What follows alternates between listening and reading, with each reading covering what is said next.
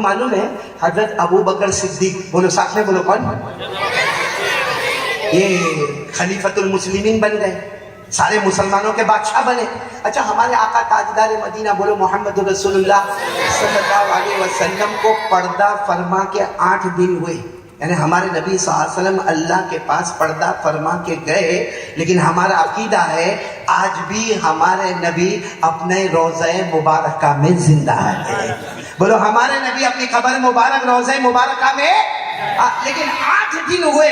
اب سب لوگ غم میں بیٹھے ہوئے ہیں۔ اب سننا، حضرت ابو بکر رضی اللہ تعالیٰ عنہ بیٹھے، بڑا مجمع بیٹھا ہے، اتنے میں ایک بوڑھے آدمی آئے، بولو کون آئے؟ لیکن سفید داڑھی، سفید امامہ، بالکل سفید کپڑا، اور چہرے پر کچھ عجب رعب اور دبدبا، ہاتھ میں عصا، ڈنڈا، لکڑی ہاتھ میں آئے اور آ کر کہا کہ آپ ابو بکر ہیں؟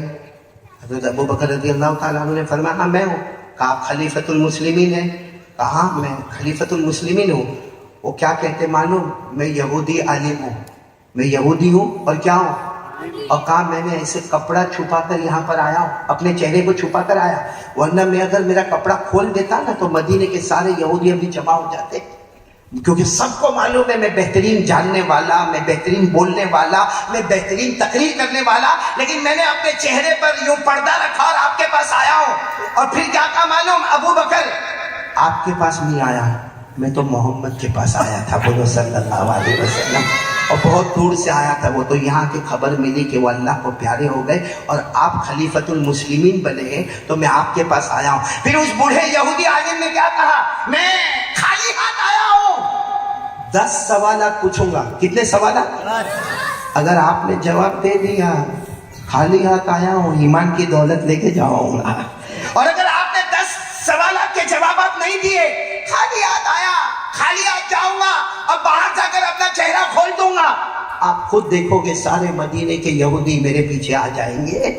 تو حضرت ابو بکر نے فرمایا آپ کے 10 سوالات کون سے، وہ تو پہلے معلوم ہونا چاہیے۔ اب سننا، آپ لوگ میرا ساتھ دو گے انشاءاللہ۔ وہ یہودی عالم کھڑے، سفید امامہ ہے، سفید کپڑا ہے، کہتے میرے 10 سوالات یہ ہے۔ وہ 1 بتا دو جس کا 2 نہیں، وہ 2 بتا دو جس کا 3 نہیں، وہ 3 بتا دو جس کا 4 نہیں، وہ 4 بتا دو جس کا 5 نہیں، وہ 5 بتا دو جس کا 6 نہیں، وہ 6 بتا دو جس کا 7 نہیں، وہ 7 بتا دو جس کا 8 نہیں، وہ 8 بتا دو جس کا 9 نہیں، وہ 9 بتا دو جس کا 10 نہیں، اور آخر میں وہ 10 بتا دو جس کا 11 نہیں۔ حضرت ابو بکر رضی اللہ تعالیٰ عنہ نے یوں پورے مجمع میں دیکھا کہ شاید کوئی جواب دینے کو تیار ہو، لیکن کوئی جواب دینے کو تیار، تو حضرت ابو بکر رضی اللہ تعالیٰ عنہ نے فوراً ایک صحابی کو بلائے۔ کون سے صحابی کو بلائے؟ جنہوں نے ابھی تو جوانی میں اپنا قدم بھی نہیں رکھا، بالکل جوان۔ کون؟ حضرت عبداللہ بن عباس، ساتھ میں بولو کون؟ حضرت عبداللہ، یعنی ہمارے نبی کے چچا کے لڑکے، حضرت عبداللہ رضی اللہ تعالیٰ عنہ کو بلائے، آؤ ادھر آؤ، اور کہا کہ یہ جو آئے ہیں نا ان کو حضرت علی کے پاس لے جاؤ، بولو سبحان اللہ، اور جا کر کہو کہ ان کے سوالات کے جوابات دے دے۔ اب سوال ہوتا ہے کہ حضرت ابو بکر نے جواب دیے؟ ارے بولو نہ دیے؟ کن کے پاس بھیجا؟ کیوں حضرت علی کے پاس بھیجا؟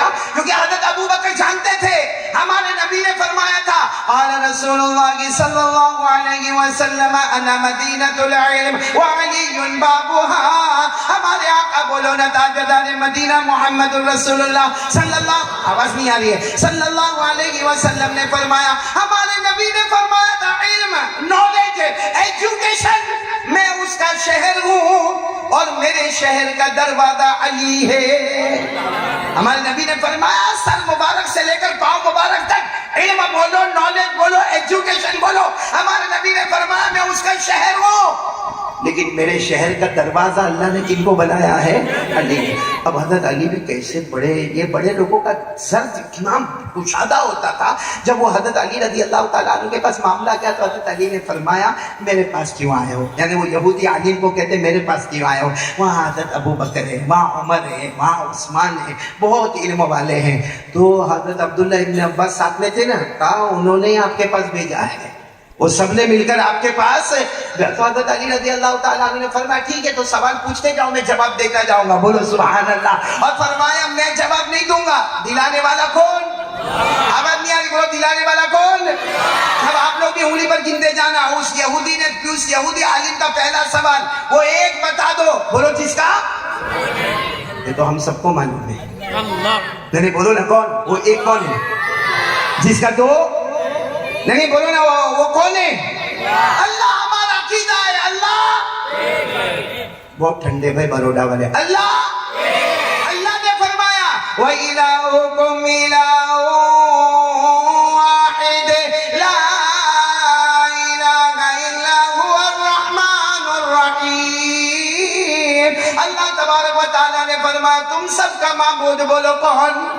اللہ جو ایک ہی ہے، کوئی معبود نہیں، بولو ہم سب کا معبود ہے۔ تو یہ سوال کا جواب تو سب کو معلوم تھا، وہ ایک جس کا، وہ یہودی نے عالم نے پھر پوچھا وہ دو بتا دو جس کا تین نہیں، وہ دو بولو جس کا، حضرت علی نے مسکرا کر جواب دیا، ہر جواب کو اتنے مسکرا کر دیتے تھے، کہا وہ دو جس کا تین نہیں، کہا حضرت آدم اور حوا، ارے بولو نا سبحان اللہ، کیونکہ حضرت آدم اور حوا کا جو کریشن ہوا ہے وہ جیسے پیدا ہوئے کوئی بھی ایسا پیدا نہیں ہوا، ایسا کوئی تیسرا ہے ہی نہیں، کیونکہ حضرت آدم کے ابا کون، امی کون، خاندان کون، کوئی نہیں، وہ تو اللہ تبارک و تعالیٰ نے حضرت آدم کے جسم مبارک کو تیار کیا، اللہ نے روح ڈالی، حضرت آدم زندہ ہو گئے، بولو سبحان اللہ، اور پھر حضرت آدم کی بائیں پسلی سے اللہ نے حضرت حوا کو پیدا کیا، تو یہ دو جس طرح پیدا ہوئے، جس طرح کریشن ہوا، ایسا کوئی تیسرا، ارے بولو نا ایسا کوئی تیسرا، حضرت آدم اللہ کے روح ڈالنے سے پیدا ہو گئے، حضرت حوا حضرت آدم کی بائیں پسلی سے پیدا ہو گئی،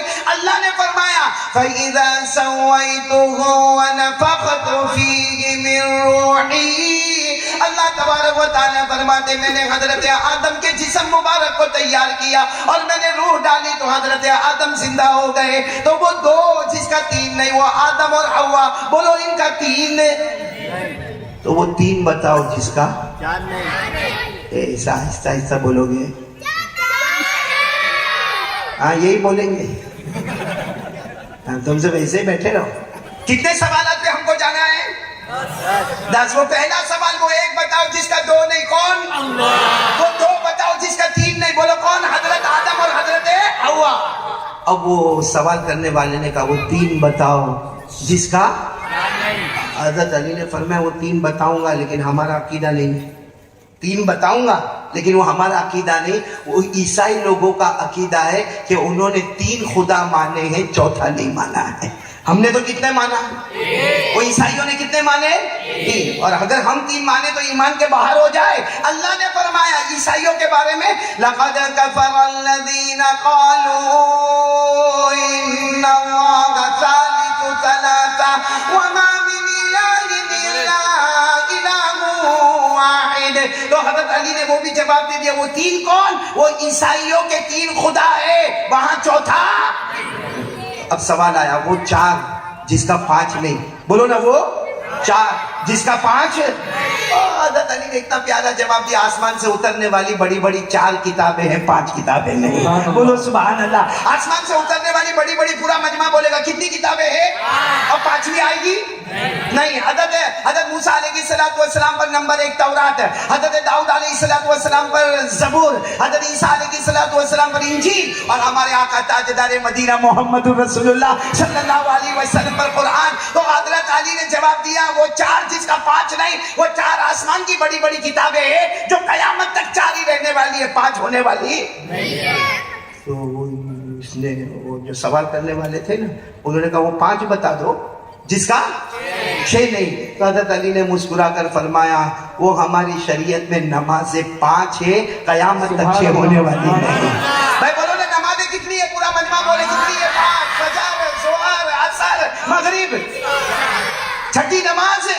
اللہ نے فرمایا وَسَبِّحْ بِحَمْدِ رَبِّكَ قَبْلَ طُلُوعِ الشَّمْسِ وَقَبْلَ الْغُرُوبِ وَمِنَ اللَّيْلِ فَسَبِّحْهُ وَأَدْبَارَ السُّجُودِ۔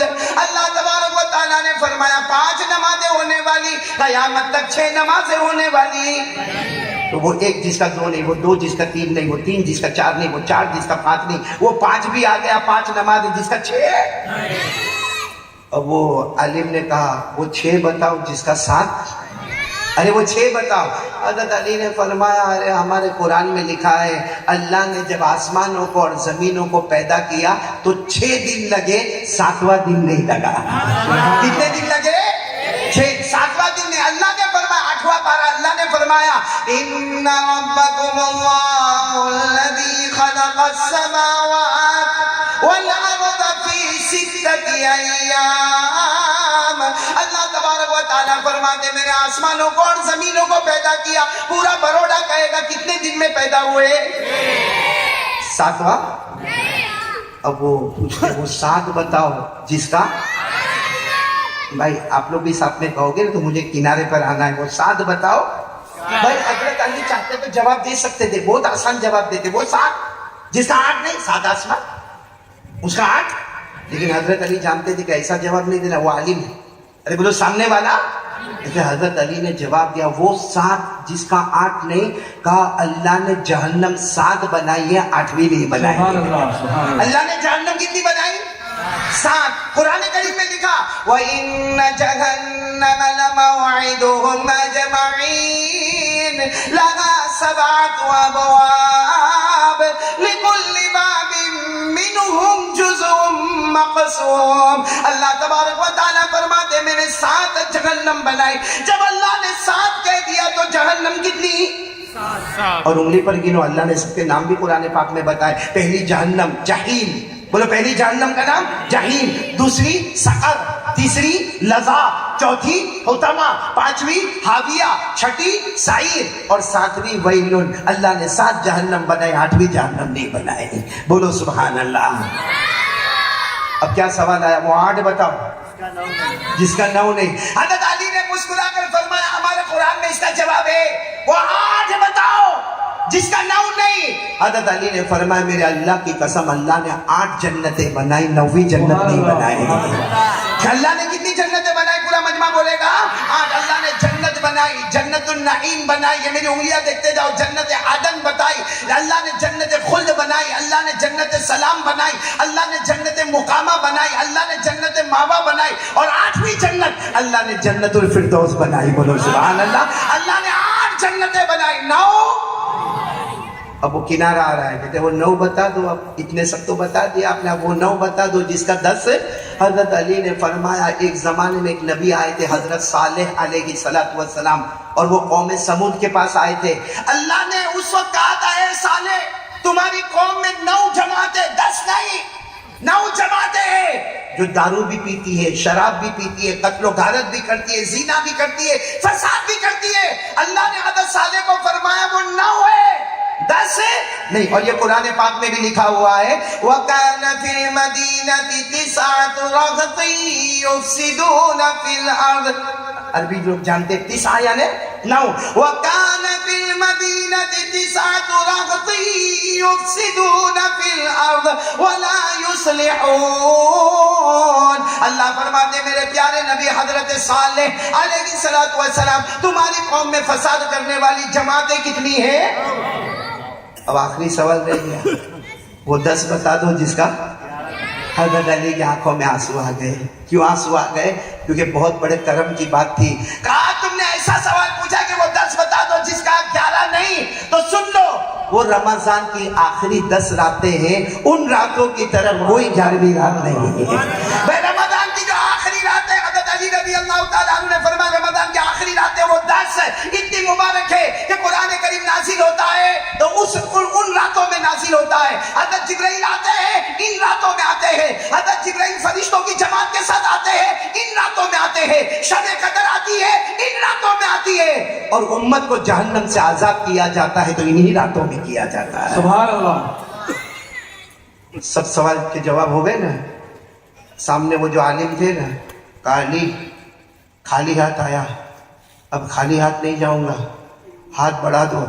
ابھی حضرت علی ہاتھ بڑھانے گئے کہ پیچھے دیکھا کہ ابو بکر بھی کھڑے، عمر بھی کھڑے، عثمان بھی کھڑے، اور سارا مجمع آ کے کھڑا. حضرت علی نے فرمایا ابو بکر کے ہاتھ پر ایمان قبول کر لو. اور پورے مجمع میں آواز آئی اشہد ان لا الہ الا اللہ واشہد ان محمد رسول اللہ. میرے پیاروں میں کہتا ہوں جب علم کے دروازے حضرت علی کا یہ حال ہے تو پیارے نبی جو علم کے شہر تھے ان کا نالج کہاں سے کہاں تک ہوگا. لیکن مجھے ایک بات آپ کو بتانی ہے, حضرت علی نے جو 10 سوال کے جوابات دیے, اگر حضرت علی نے نہ دیے ہوتے اور ہم تک نہ پہنچے ہوتے تو قاری احمد علی نہیں دے سکتا. یہاں کوئی عالم بولو, یہ تو ہم کو حضرت علی نے 10 جوابات کیسے دے دیے کہ 1 2 نہیں 2 3 نہیں 3 4 نہیں 4 5 نہیں 5 6. یہ حضرت علی رضی اللہ تعالیٰ عنہ نے ایسے جوابات ایسے پھٹافٹ کیوں دیے؟ کیونکہ حضرت علی کی نظر تھی قرآن پر. حضرت علی کی نظر تھی, آواز نہیں آ رہی ہے, حضرت علی کی نظر تھی اور ہماری نظر ہے موبائل پر, وہ قرآن پر نظر تھی. تو حضرت علی اور ان کے زمانے میں سکون ہی سکون تھا, رحمت تھی, برکت تھی, مغفرت تھی, امن تھا, چین سکون تھا, نہ گالیاں تھی, نہ لوگوں کے اندر حسد تھا, نہ جلن, نہ کینہ, نہ کپٹ, نہ بغض, نہ عداوت, کیونکہ سب کی نظر کس پر تھی؟